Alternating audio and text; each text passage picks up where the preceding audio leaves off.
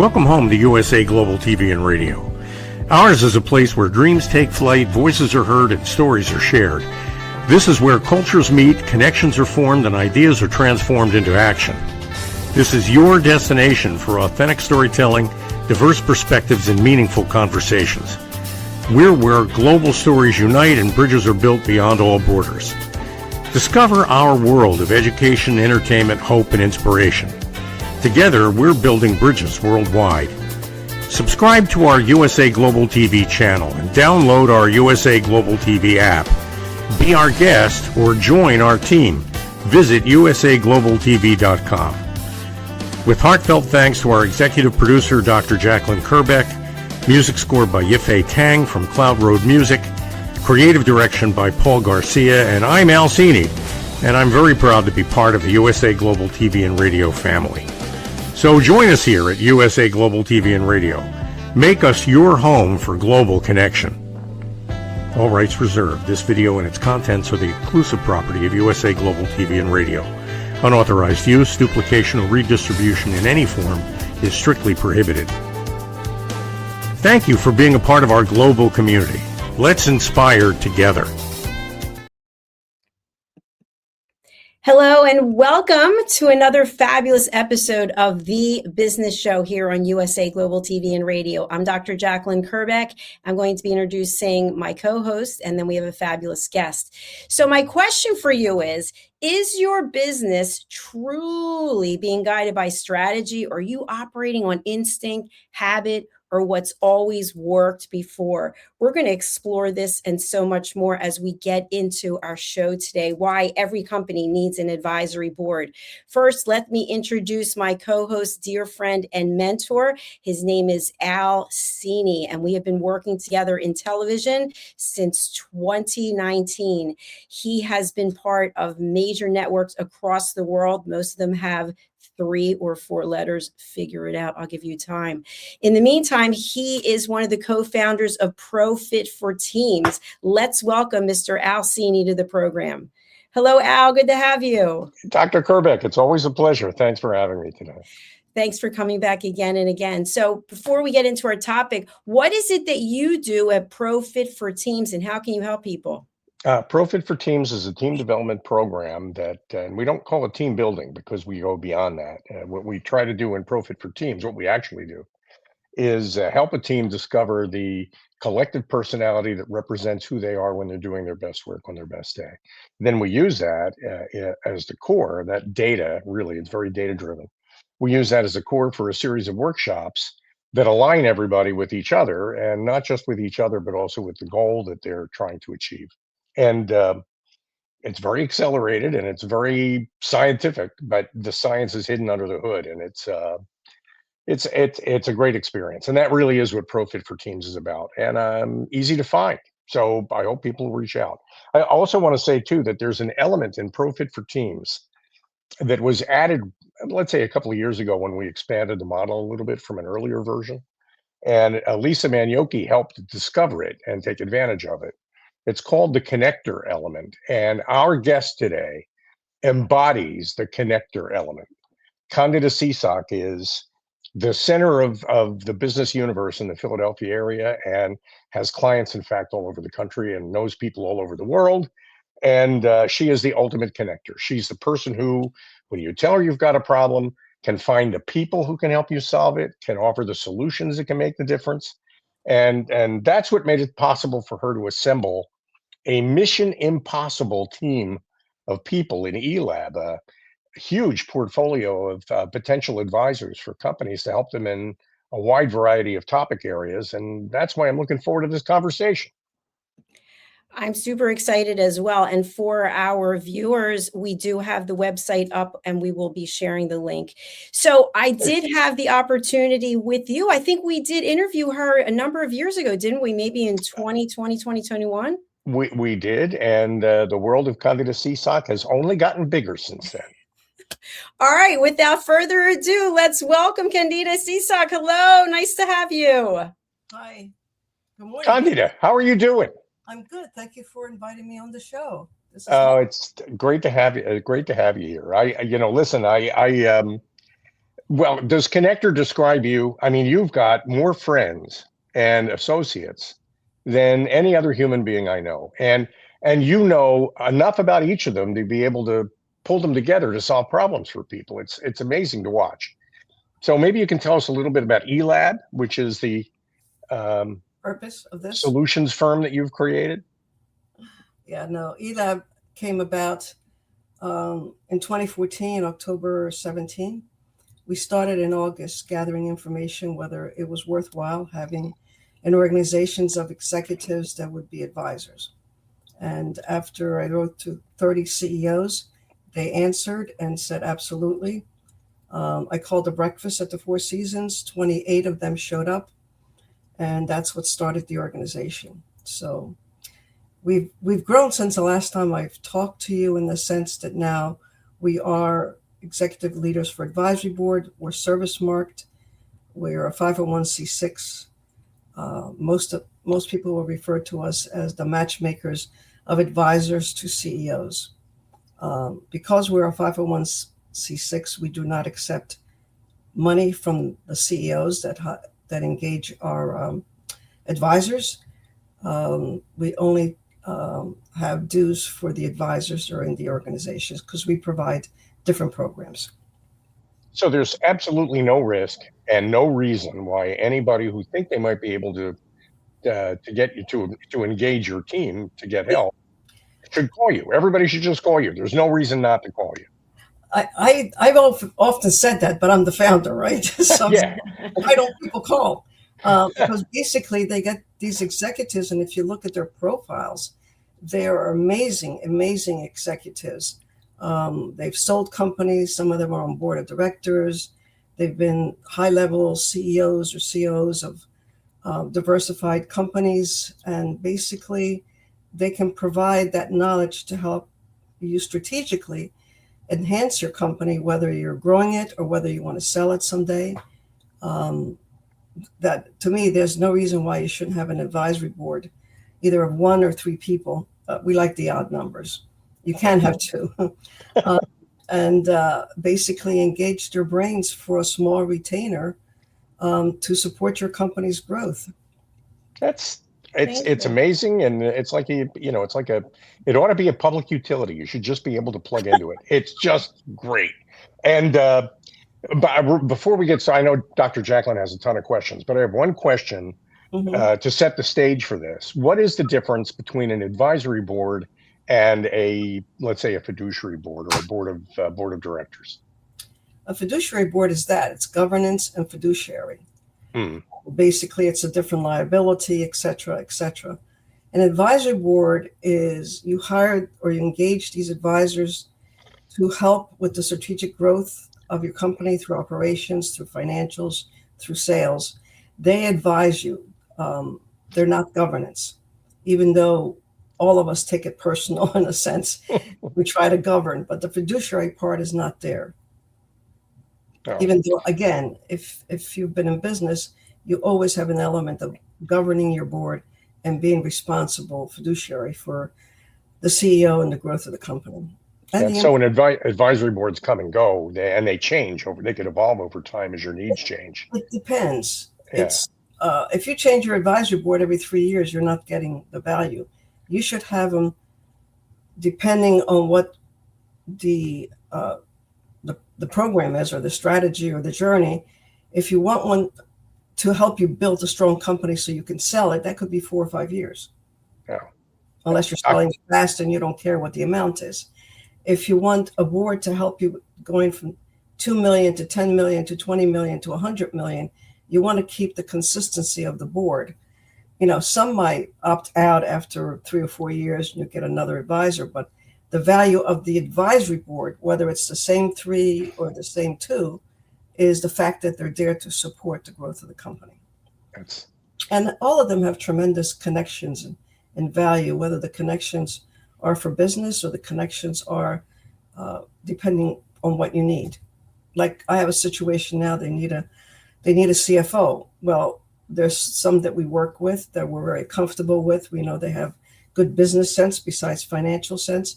So when you get an advisor to tell you, look at these 2 people, they might be good for your company. You know that they've tried them before, they've used them before, and they value the work that they bring. That's great. Thank you So, for Dr. that. Jacqueline, you can call Candida.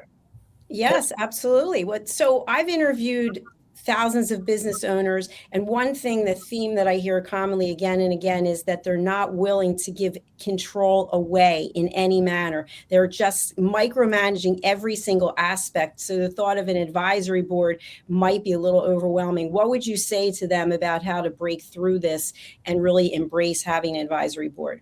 Great question. When an advisory board advises you, you don't give up control to them. It's not a board of director. The fear usually comes with a board of director. I do sit on a board of directors, usually assigned by a judge, because they have to have a board for usually private boards. But a board of advisors, you choose those advisors as an extension of what you need to achieve.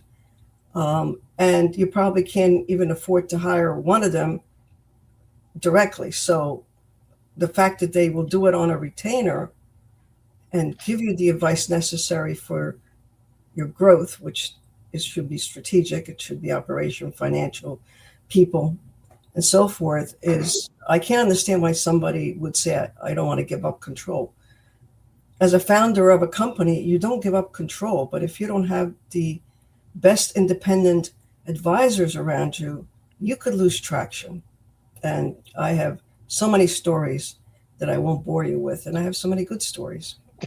They're not boring. How many people in eLab? How many resources can you draw on to build an That's advisory an board? intrinsic question. It doesn't matter what I've been doing for the last 12 years, and we're our 12th year, is that I lose 3, I gain 4. So it always runs between 40 and 44. Maybe it's my lucky number. This year we have a new chair. He was on the board with us, and we decided the founder decided she needed to just be the founder and not the CEO. So we have a new chair, and he's driving the organization, new thoughts, new ideas. We had our 10th anniversary. We're having our 12th summit.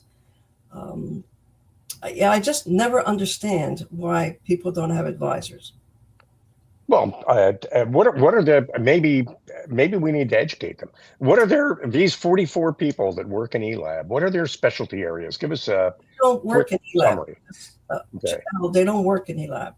No, I know they're assembled into eLab. Members of eLab. But what do they know that the typical CEO doesn't know and that they can help with? Well, unless the typical CEO has 30 years or more experience, and unless they've bought and sold companies, unless they've been CEOs or COOs or CFO of corporate, they probably don't know as much as these guys do. Guys, girls, whatever you want to call us. These advisors are well informed on a company. They get to know your company. They get to advise you. They're independent thinker. They're not, they're on a retainer, so it's not a salary. They're not singing the same tune. They're supporting and helping. And Dr. Jacqueline is kind of scrolling through the who's who of eLab. And I know a lot of these people, and they're great people. She just scrolled through me when I was younger. Time goes by fast, doesn't it? I just wanted to quickly go through the website. So I think you brought up a lot of good reasons why people should consider this. And I think something else as a business owner myself is we go through ebbs and flows. And at some point you realize you can't do it all yourself and you don't know what you don't know. And you just spoke about a retainer. So it sounds like you get this massive brain trust for paying a retainer fee, as opposed to if you actually had to go out and hire these people individually, it's not something that people might be able to do. Is that correct? Yes. And usually the CEO picks the advisor. We have a process called Catalyst. But I have a question. Can I change my background so you can see the logo? Yeah, absolutely. You can. Is it the avatar? Is it the avatar that I No. You go down to the gear. It's the gear icon at the bottom of the screen. Yeah, there's a gear for StreamYard. There's a gear, okay. Yeah, a little gear shaped thing next to the red button on the left side of the red button. Oh, there. Yeah, Okay. you can just go to virtual background and then you might have to upload it. So while she's doing this, what are your thoughts, Al? You actually have been on financial advisory boards, correct? I have been Financial advisory boards, operational advisory, on a residential board, which in New York, which was a challenge. Let's just put it that way. And a board membership is a responsibility, Mhm. and it's a huge opportunity. So the board members benefit from this too. It's not just the customer that benefits from this. It's a really great synergistic way of working together to broaden everybody's perspective on Right. And future alternatives. secure that the growth of the company is healthy, and secure that if you would like to sell it, you get it for the proper dollars, right? Mm-hmm.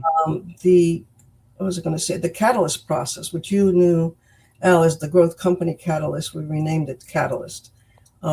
There's a process that nobody else has on how we have the CEO pick the advisors that are more beneficial to them. So it's not just who wants to be an advisor to that company. There is a whole process that is being used to have the CEO choose the advisors that are, well, first of all, they have to be simpatico with the CEO. That helps. And then they have to be able to support the CEO in his mission, his or her mission. A little later on, I'm going to ask you how you got into this, because I've known you for quite a while, and I've Yes. watched you go through some pivot points in your career, and it's been amazing to watch. It's really incredible. But for now, I think I want to zero in on the companies that ought to call you. On your website, you could be a company that's stuck or stalled, or you could be a company that's doing well but wants to reach that next level. To talk about that a little bit, because I think those are all great opportunities. I like the companies that want to reach a next level. If they're stalled, that's fine. That's a good challenge.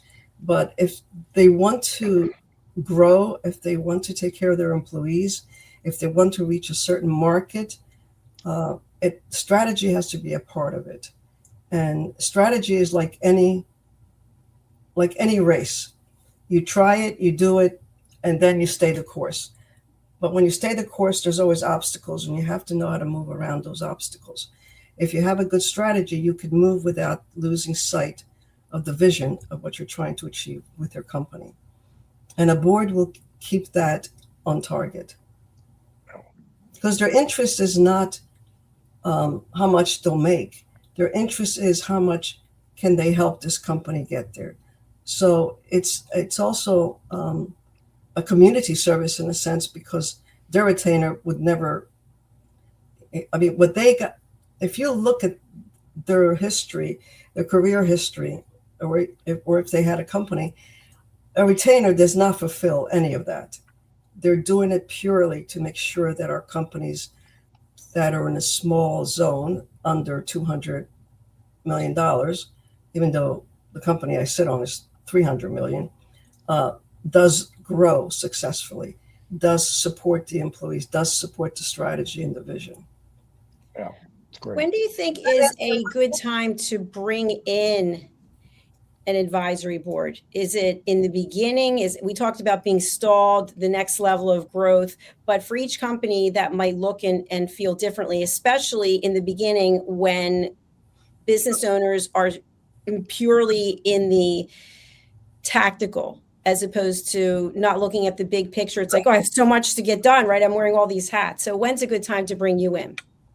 The moment they realize that they need executive advice to take the company to the next level. Usually they're in the business as opposed to working the strategy of the business, and they can't get anywhere. They have business, they don't have business. Whatever structure they have is not positive enough to take them to the next level. Usually we get, at least I get, maybe it's my white hair, I don't know, but companies that the owners are about 60, 65, and they want to sell. They want to prepare to sell. They want to get the best value. I do get companies that are knocking their head against the wall because they can't grow. And usually it's to me, because of my experience, and to any advisors, you can pinpoint pretty fast what is stifling their growth. Anytime a CEO thinks about, I need help, that's when they should look into would an advisory board fit their thinking. I was Dr. Jacqueline, when you asked that question, my first instinct was to look at my watch. And I don't see a time on my watch that says now, but now is the time. I mean, as soon as you think you might need it, you need to make the call. That's when you need to find out. And I can't, and on top of that, a conversation with candidate will teach you so much. And you could learn what you need to do next just from the beginning of a conversation like that. And you've also got candidate on your team. You've got HR people, technology people, legal advisors. I mean, you've got a huge range of expertise to draw on, don't you? Yes, we do. And again, when there's a company that needs an advisory board, we send out the call through email.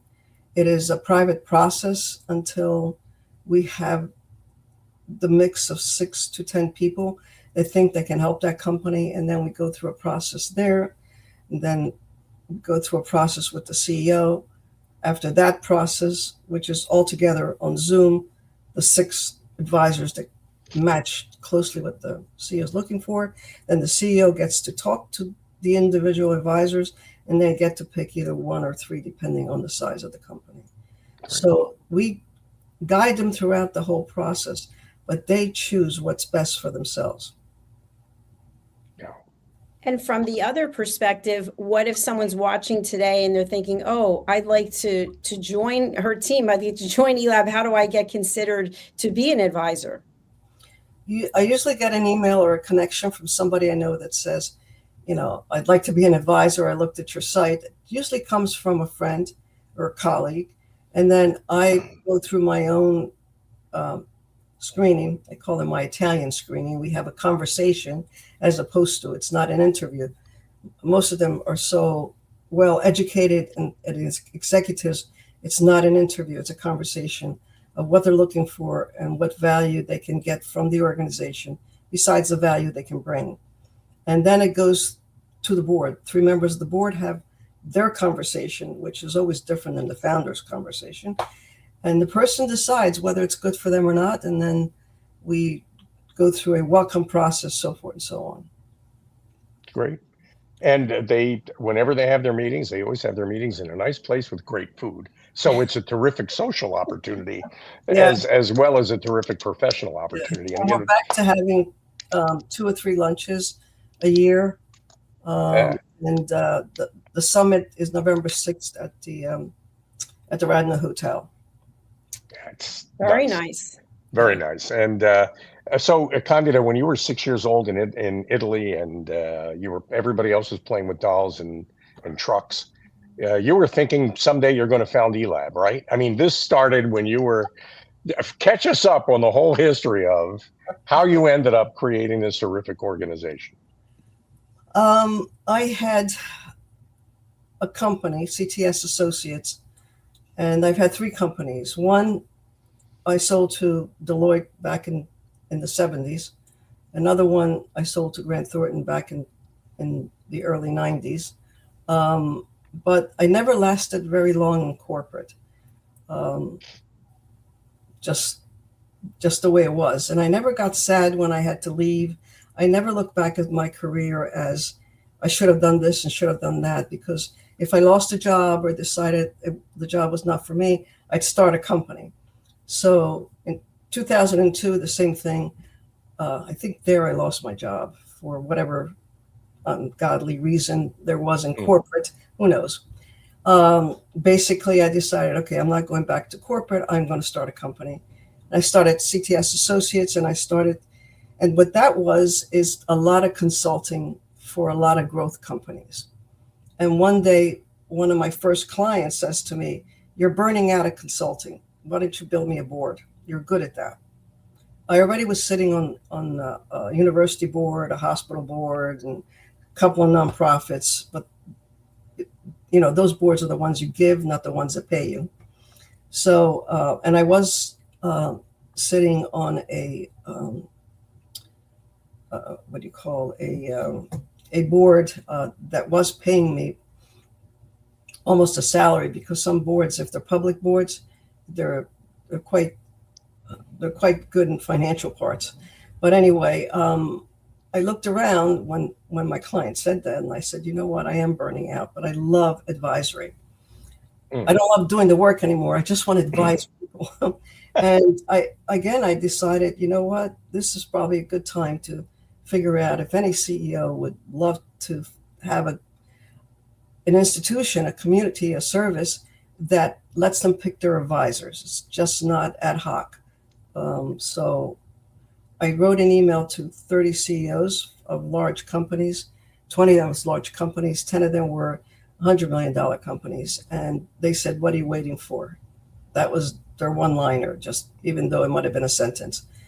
And I talked it over with two people that helped me at the beginning, Renee Smith and Larry Evans. And they said, let's plan this. And we planned it. And I invited them to lunch. No, it was breakfast at the Four Seasons, the old Four Seasons, where the fountain is. And 28 of the 30 came. And that was October 17th. It was a Friday. Wow. From there, when that Four Seasons closed, we went to the Rittenhouse. We followed the same breakfast procedure. We brought in speakers. I realized pretty fast that I'm quite good at starting things, and I'm also very good at saying, I can't take this any further. Why don't you chair this? Why don't you chair that? Why don't you chair this? And that's how I ended up having a board with chairs that basically headed different parts of the organization. Yeah. Well, really, most people are more intelligent than I am. I'm just. I'd argue with that, but not here. We don't have the time. There are two superpowers that we're identifying here that I've always known Canada to have. And one of them is the ability to pull great people together. She is a natural magnet for talented people to get to know each other through her. That's the first superpower. And the second is she's brilliant at aiming them at something. After they're all pulled together, it's not just about having a party. It's about pulling these people together so that they solve problems for other people.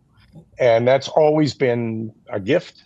And eLab is kind of like the pinnacle of, I think, of all that, because I've never met a more talented group of people, more focused on solving problems for customers. You know, what's interesting, I don't write down who I need to connect to who.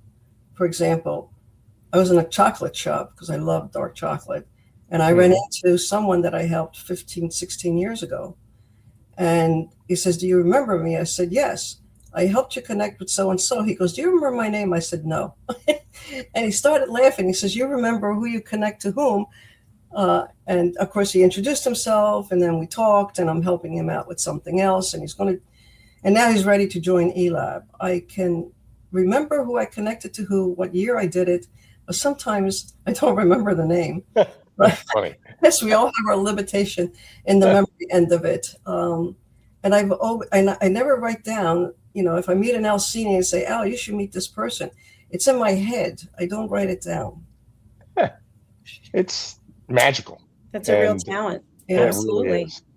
I recently had the opportunity to speak to a group of business owners, and the one thing that they had in common was they weren't able to get repeat clients, so that they didn't have a connected strategy where people were continuously coming back. And it seems to me that an advisory board can actually zone in on where they're missing the mark. Is that correct? I know exactly where they're missing the mark. Yes. Tell us more. Well, if the clients aren't coming back, that means you don't have a good process to retain those clients. You always want to retain the clients that you want to retain. The ones you don't want to retain, that's okay, let them go. Because they burn energies when they're not good clients for you. You want to retain the good clients. There has to be a process. You call it marketing, calling customer satisfaction, call it whatever. But without that process, and it has to be consistent, and it has to be valuable on how you do it, and it has to be real. So there are processes to help you do that.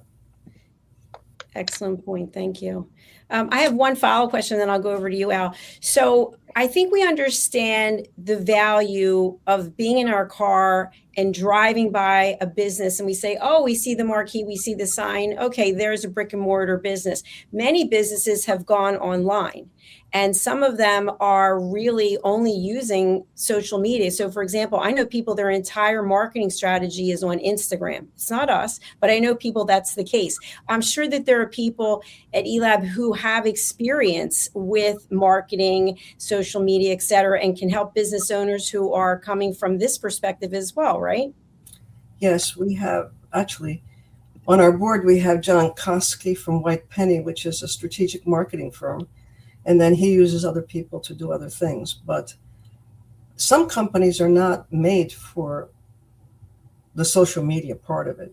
And consulting and advising, being an advisor, on a board of director or a board of advisors, that is all word of mouth. There's a lot of trust that has to be placed on the people you bring in as your advisors. So it's not the social media end of it, even though we do post on LinkedIn and all that good stuff.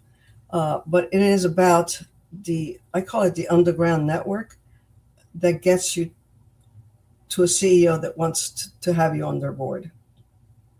Thank you for clarifying that. And just to clarify further, people who have businesses and they're using social media, they can still come to eLab and apply to work with you as well. Yes. Yeah. Absolutely. Okay, Al. That was such a great question. I mean, one of the things we're looking for on the business show are business people to talk to.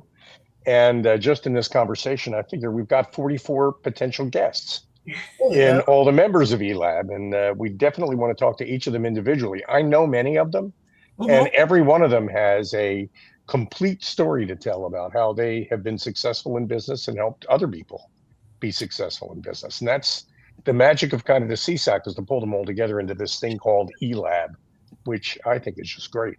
So where do you see it going next? I mean, do you want to grow it? Do you want to spread it out to other areas?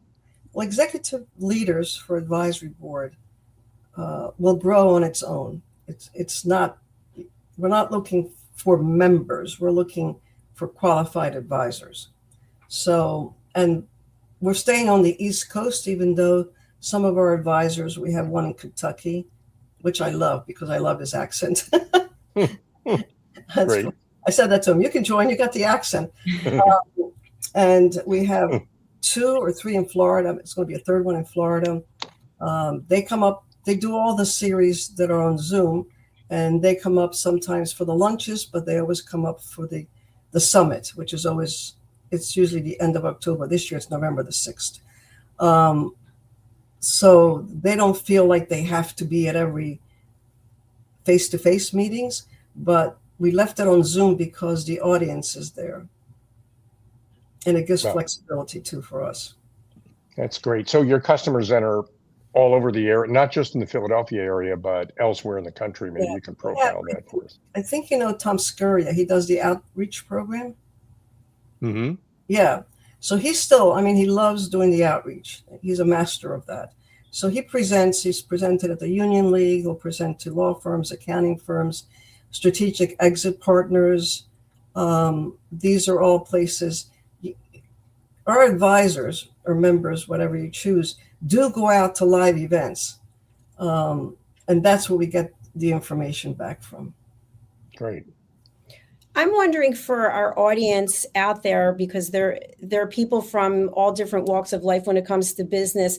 We talked about connecting strategy and how that can be a miss and people are not getting repeat customers through the door. What are some other blind spots that business owners might not be able to see that your organization can help with?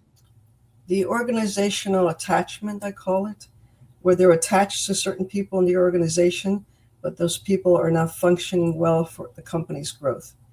They haven't come out of the beginning years. They've been with the company. They're not growing with the company. And then the third thing is basically their financials. They don't seem to, I'm not sure if it's well informed, or they don't seem to understand that the financials belong to a company that can do your bookkeeping, your accounting, whether it's an interim CFO, usually a small company has an interim CFO, that knowledge is valuable to the advisors to help them make decisions. That, it's just occurred to me too. I mean, sometimes people know why it is they might need ELAB, but often people don't exactly know why it is they need ELAB. They, and like you said, Candida, they have blind spots, people in the organization that they like, that they're friendly with, who are good friends, but not necessarily good resources in the And company. they're not good to lead the company to the next level. That happens. So some changes sometimes have to be made there, and you can help with things like that. How Yeah. about ego? How often do you run into an ego problem? And I notice you're smiling a little bit. How do you manage ego in a love my situation like clients, but I don't think they would hire me unless they had an ego. that? Okay. The ego, and I think they're all multitaskers. I don't think they know how to do one thing at a time. So they usually have great egos. But as long as they're good people and they take care of their employees and have a good strategy, they can take all the credit for anything I say and keep their ego going. I sit on an advisory board that has a board of director, but I've always been the advisor to the CEO. And the CEO keeps me on the board of advisor. There's two of us on that board. The other person passed away. So, and they have a board of director. So once a year, the board of director allows us to step in and listen to the end of year board of director, whatever, which I find interesting. So there's lots of combination of having the advisors for the CEO. I've had CEOs that have gone through personal problems that I've helped them out with, or medical problems, because I sat on the board for 25 years and I've had medical practices as clients. There's a wealth of knowledge they all have that you can't write in one bio. You have to talk to them to realize where they can help you. That's a dimension that you've just sort of identified in ELAB. These are people that we're talking to and working with, not robots. No. So you've got to be more than just your title in the company. You're a human being and you're living a human life in the middle of all these business problems or issues you might be facing. And that's something I've always been able to count on, just knowing Candida as a friend. If I have any kind of a problem, I can call her and talk about it, and she'll have advice to offer and support to offer. And not always just business, which is, gosh, a good human being. And that's, I think, the ultimate reason why people want to pick up the phone and call her. And engage any of the advisors. They have a wealth of knowledge. Okay, I'm the oldest in the organization. I think I've been working 61 years. Congratulations. Think of how much. It's funny, I'm older than some of the members. Yeah. Than a lie. But you can't put that knowledge between corporate and having companies and helping companies into a bottle. You can't. You have to talk to them to realize what they can offer. And some of them are very opinionated about things. But when they're talking to you as the CEO to help you, their opinion comes from helping you. You see what I'm saying? There's no hidden agendas. Yeah, that's great. Absolutely. And I do want to say too, in knowing Candida as I know her, while she's had years and years of experience in a variety of different roles for a whole lot of different businesses, between her ears, she's 23 years old. Well, you see that picture? I'm not taking that off. No, you keep that picture up there. Yeah, great. Well, it's hard to believe, but we've already gone through our time for this episode, and we have been sharing your contact details. But what's the best way for people to get in touch with you, and who would you like to reach out? They can get in touch with me either by email, which is my Comcast email, pjscts@comcast.net. I've had that for like 25 years. And my mobile number. I'm attached to my mobile, which does not make my husband happy at sometimes, but it is 609-471-1188. And I've had that since 1981 when it was my car phone. Okay, It is was that one of those. 609-471-1188? 609-471-1188. Okay. And I You do got that? answer text, yes. Yeah, it's funny when you said car phone. I remember I'm old enough to remember getting a fax machine because people said you need one. And I'm Yes. old enough to remember getting rid of it because everybody said, you still have a fax machine? So, yeah, and the car phones, you remember them? They used to sit in the console between the two Oh, front yeah. seats. Yep. Oh, my God. And they made these horrible noises when you started the car. Yeah. It There- was, yeah, that's a good time, though. That's great. Candida, it is just a pleasure talking with you always. And I really do strongly recommend from my own experience. This is a person you want to get to know. I have your number on speed dial. Yeah, I Other know. people, other people, She's other like, could people you ought to lose it, consider Al? that. Stop calling so much. No Yeah. kidding. Yeah, Especially when he jeez. calls and doesn't want me because he sat on the phone or something. Well, Well, again, the number is 1-609-471-1188. And we don't have the email address, so if you could drop it in the chat, that would be great. But thank you again for being here today. I really learned a lot, and we appreciate your sharing and hope that you'll come back and see us again. I'm typing in my email. Perfect. perfect. Al, over to you. I remember this phone number, remember this email address. You may not know it, but you already need them. You already need them. You've got to call her. You've got to reach out to her. You've got to find out how eLab can help. If you're a business owner, and I think Candida makes a great point. Your company might be very small. There may not be a lot of people in your company. You may not be making a lot of money in your company, or it might be a large company. It doesn't make any difference. You can benefit by having advice from people who are experts in various areas. And Candida has done a spectacular job assembling a Mission Impossible force of 40 plus experts in various areas that can help. So And reach out to her. So, Al, one more thing. If eLab is not for them, I can introduce them to other people that might be good for them, whoever they are. Yeah, that's, I can thank connect, you, that's for Candida. sure. The ultimate connector. And for That's our great. audio only audience only who will be listening to this later on a podcast platform, the email address is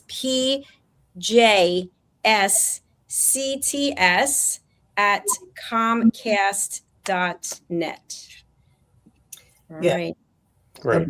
The phone and the email are been with me for, I don't know, 30, 40. I don't brag about this much, but I still have an AOL account. I do too. Don't tell anyone. I left it alone because basically with all the contacts I have, they're not going to memorize something else. No. Be the same thing and Yeah. Yeah. You mean you're still at this number? I know, I hear that. This is still your number? Yeah. Why would it change? Right. You got it. Candida, thanks for your time today. I really Thank you appreciate again for being here. Thank Bye you for for now. inviting me.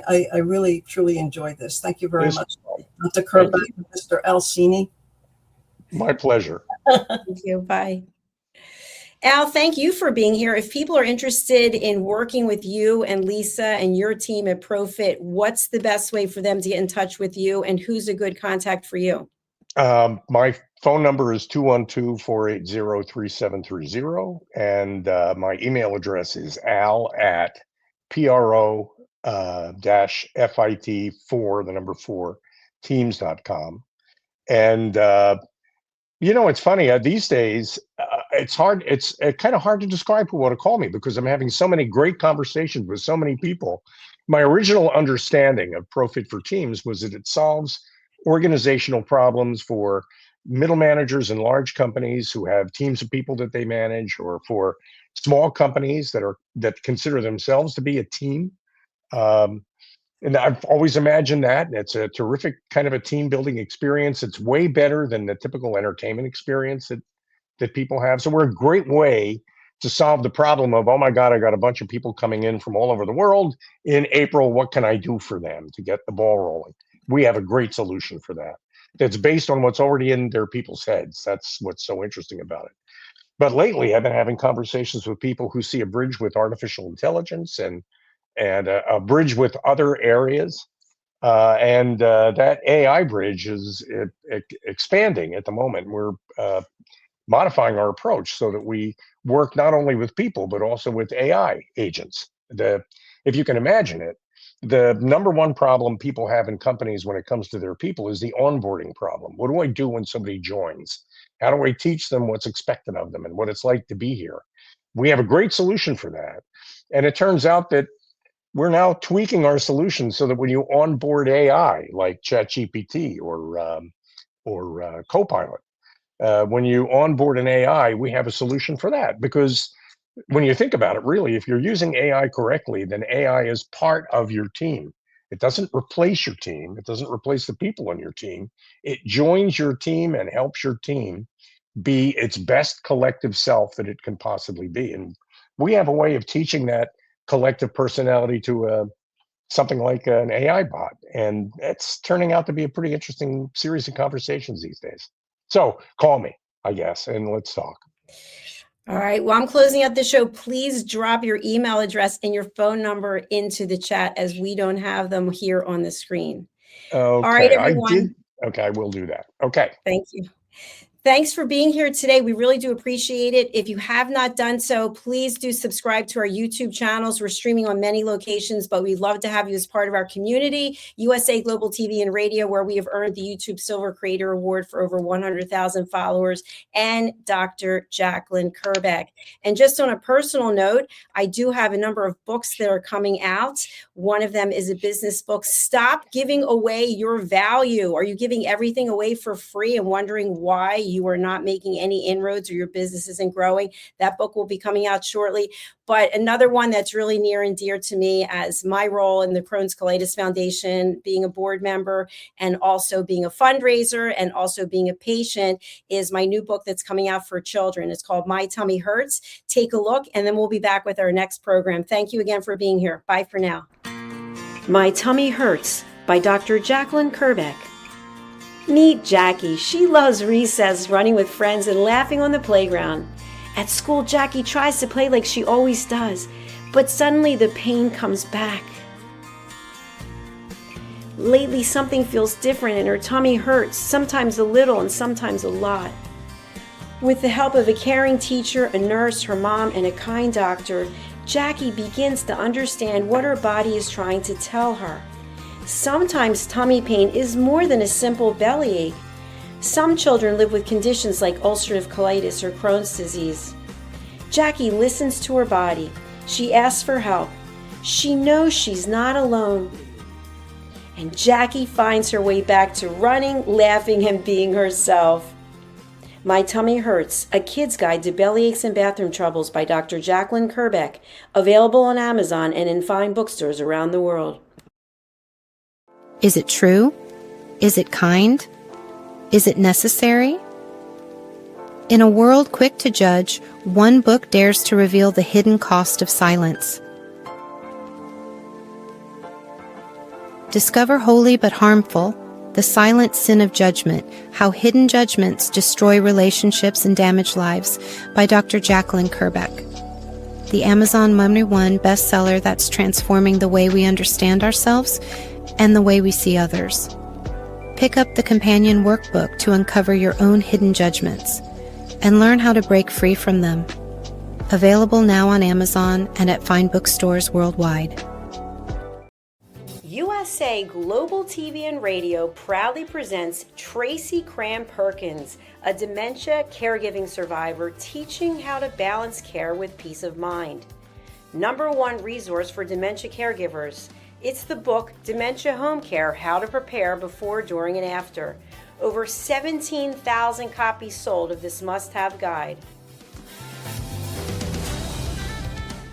And now a testimonial from Tracy Smith. If I was to describe this book to someone who is going through a similar situation, I would underscore how important it is to have some sort of a tool or a guidebook to help you through certain stages. And there's so many, it's such an unknown topic to the average person. And to have this as a reference is essential. It's going to help you get through it personally, as well as help your loved one manage. To learn more, go to TracyCramPerkins.com. Tracy Cram-Perkins is an award-winning author. She's also the host of Dementia Home Care television show. Watch it here on USA Global TV and Radio. Thank you, viewers and listeners of USA Global TV and Radio, for joining us today. We're honoured to have your time and attention as part of our global community. At USA Global TV and Radio, we believe in the power of authentic conversations, meaningful connections, and creating a world of possibilities together. Want to be part of something bigger? Join our team of elevated listeners at USAGlobalTV.com, a space where your voice matters and your ability to listen transforms relationships. Stay connected with us across all our platforms for thought-provoking discussions, expert insights, and empowering stories. Subscribe to our channels at youtube.com/c/USAGlobalTV. Follow us on social media and explore the endless opportunities we're creating for growth, learning, and inspiration. Together, we're not just broadcasting, we're building bridges and changing lives one conversation at a time. For inquiries, contact us at info@usaglobaltv.com. Produced by Executive Producer and Director Dr. Jacqueline Kerbeck. Voiceover by Mike Porter. Creative direction by Paul Garcia. All rights reserved. Visit usaglobaltv.com to view our full terms and conditions.